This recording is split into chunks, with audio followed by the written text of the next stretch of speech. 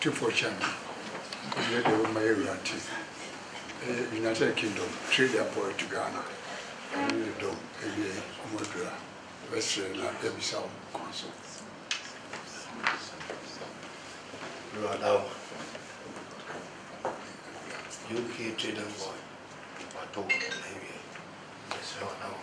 Young son, not to say out there too, maybe.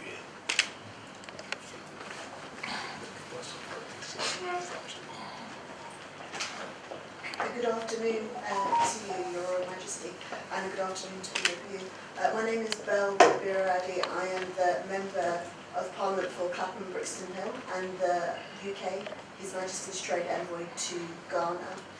We're here in Kumasi visiting various sites, and we are very, very honoured to be able to pay a courtesy call to yourself.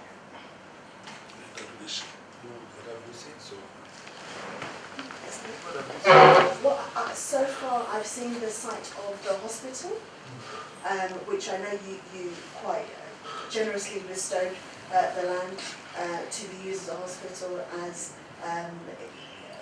it's been said to be a place of healing. And we know that the UK had previously been involved in helping with the funding for this, so we are looking at the hospital, and we've heard about the challenges that there are in terms of making sure that the building is finished. It would be wonderful to see the building finished, because we know it's going to serve many people around this area. And soon, after we will be going to Tech, the university, where I know that you are the chancellor. Joe. You're welcome to Kumasi, and congratulations also on your new position as trade envoy. And I'm sure in this turbulent world now, where tariffs and everything is going on, I don't know what trade. Joe. How do we find ourselves in this situation?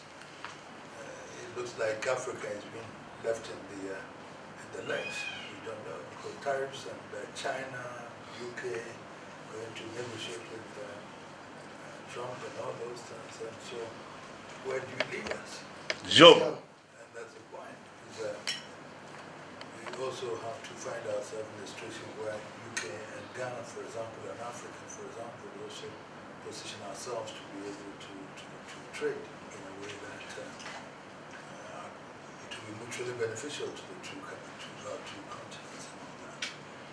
Seriously, in this time where we are not sure where the direction of the world is going economically, we would encourage you to I know that Britain is also negotiating with the EU for also certain, after Brexit settlements. So we pray that you don't leave us in the light, because we also have to position ourselves in a way that Ghana and Africa, for example, would also benefit in terms of trade. Joe. There's no point in any handouts or aids and all those. It doesn't work for us. It doesn't work.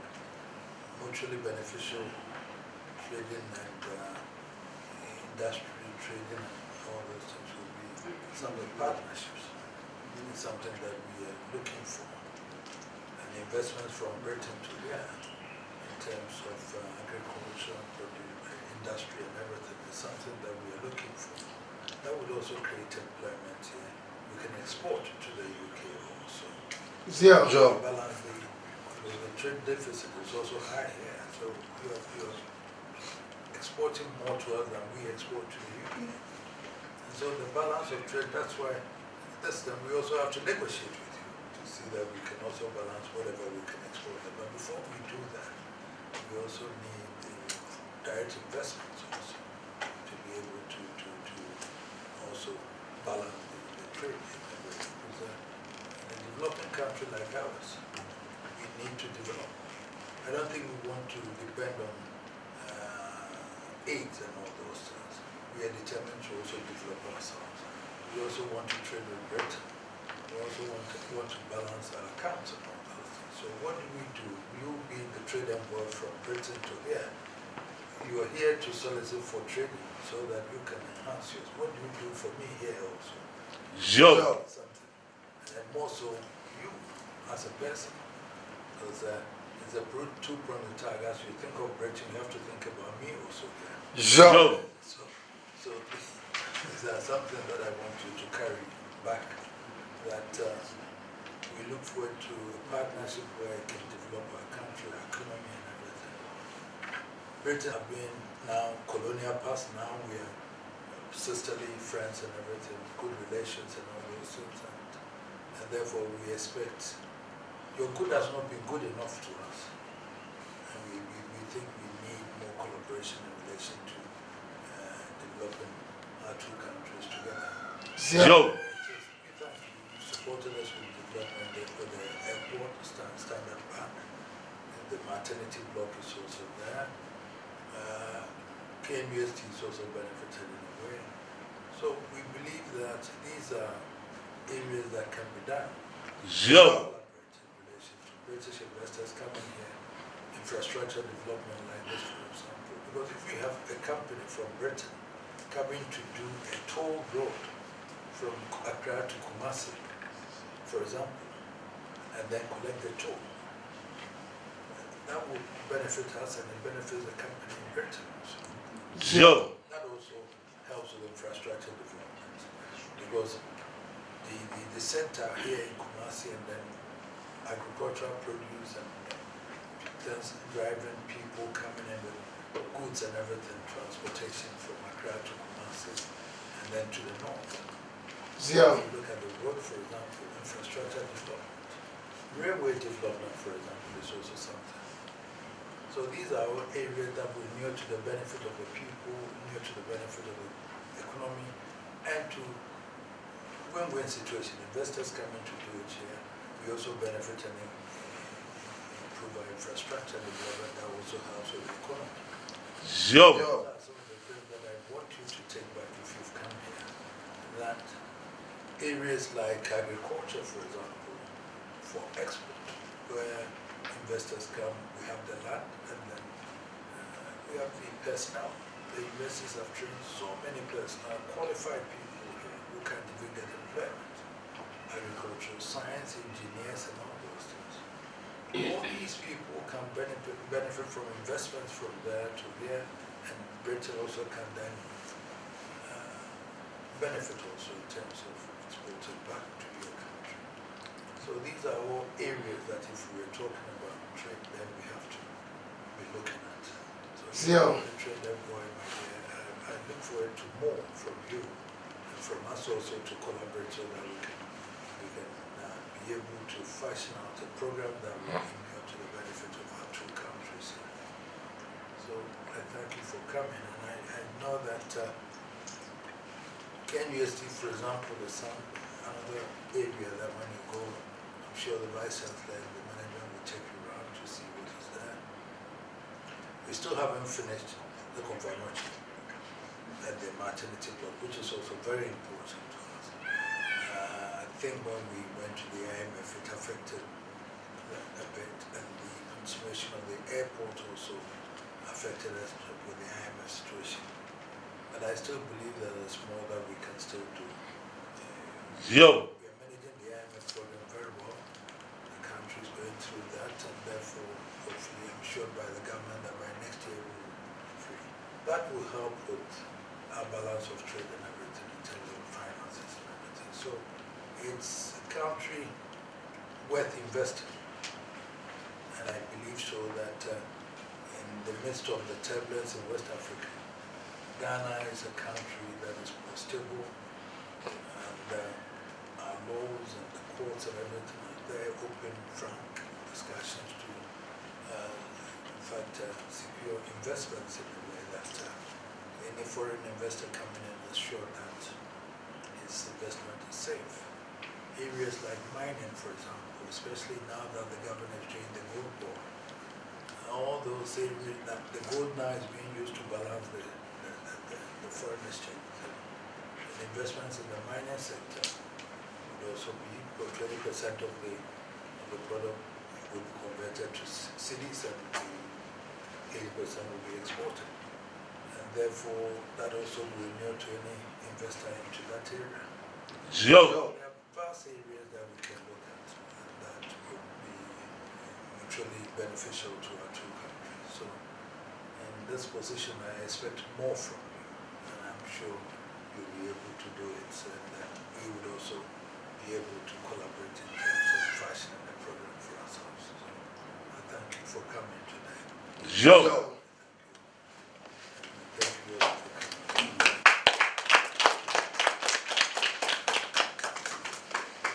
Thank you very much, Your Majesty. As you know, because I've had the honour of meeting you on a few occasions, I am of Ghanaian heritage myself, and so the development and economic prosperity of Ghana is of huge importance to me. So I'm very, very pleased to be able to, in this new role, contribute to that. You mentioned quite wisely the issue of tariffs and the world we live in at the moment, where tariffs are being thrown around like grenades in terms of war.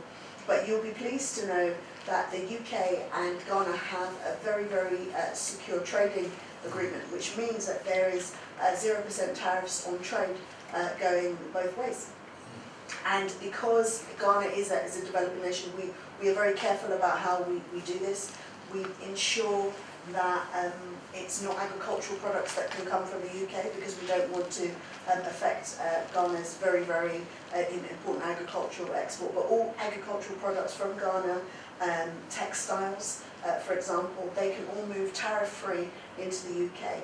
And for the UK, machinery, other infrastructural materials can move tariff-free into Ghana, and that's the mutual type of relationship we have there, with the hope that bolsters trade further. And yes, it is certainly my role to promote UK companies here in the way in which you described, but I'm equally looking at ways in which Ghanaian companies can bring more agricultural produce to the UK. As you know, we're only 6 hours away. That's a very, very short distance. We are in the same time zone. And I always say that I am someone who will leave on the British Airways flight in the evening on a Sunday. I will land in the morning, I will go home, I will shower, I will change myself, and I'll be back in the House of Commons. So if I can do that, then surely we can have avocado pears coming from Ghana to the UK and be on the shelf in our supermarkets in the same time frame. So there's so much opportunity, and we look forward to working with people right across this region and across the country overall to try and achieve those aims. As you said, Ghana has a huge amount of potential. The stability that Ghana offers and the rich resources mean that anybody that chooses to invest here is making a very, very wise decision. And as you have tasked me with, I'll ensure that I go back and spread that message. The last time you were a special assistant to Diane Apple. I was, yes. And now you are an MP yourself. Yes, and we organised a very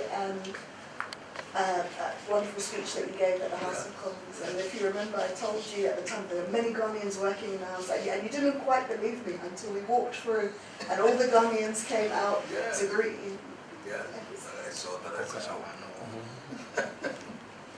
Now you are taking over. Yeah, Thank you.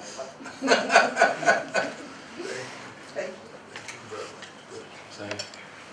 So what's your program like for today? From here we'll be going to Kwame Nkrumah University, and then I believe we're headed back to Accra after. So we started at the airport, and then we went to the hospital. Oh, okay. But I've never actually travelled by road to Kumasi before. It's always plane. So I'm very grateful for the airport. And Yeah, because my road is not in good shape. No, the road is difficult, and the buses sometimes can be very complex in terms of getting people. So we need someone. The contractor was doing some roads, but if we can look at it from there and have an investment on that side, where I can do a dual carriage or a toll system in there, so that the travel time could be reduced to about 2.5 hours instead of 5, 6 hours. And you mentioned the railway. I think a railway will be extremely important as well. We're doing an inland port without the connection of railway, and it doesn't work now. No, it doesn't. It makes no difference. So that's something that we need to be looking at. And the free zone is also being built up there. I'm very pleased you're across all of the issues. I should take you with me back to the UK to Thank you very much.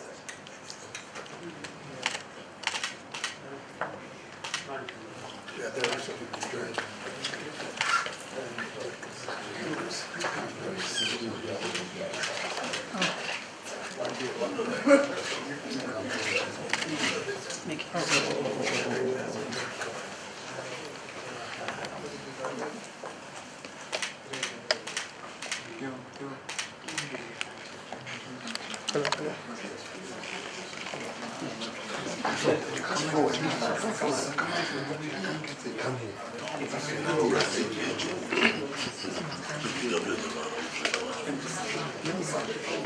No, watch it. You just shoot. Just shoot.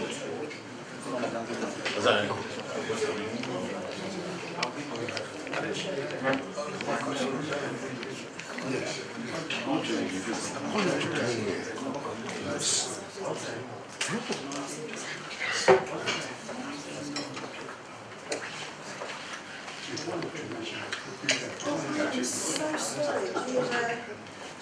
We've brought you some gifts. In particular, there's a bottle of whiskey, a new bottle from House of Lords. called the Parliamentarian. I know the House of Lords, you've had some already, Yes, so I I want have. you to try I'll try it. the new one. Yes. Yes. Thank you.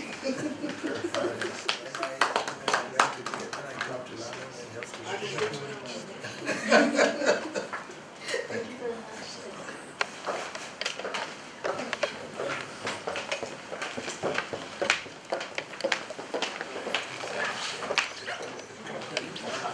Thank you, sir.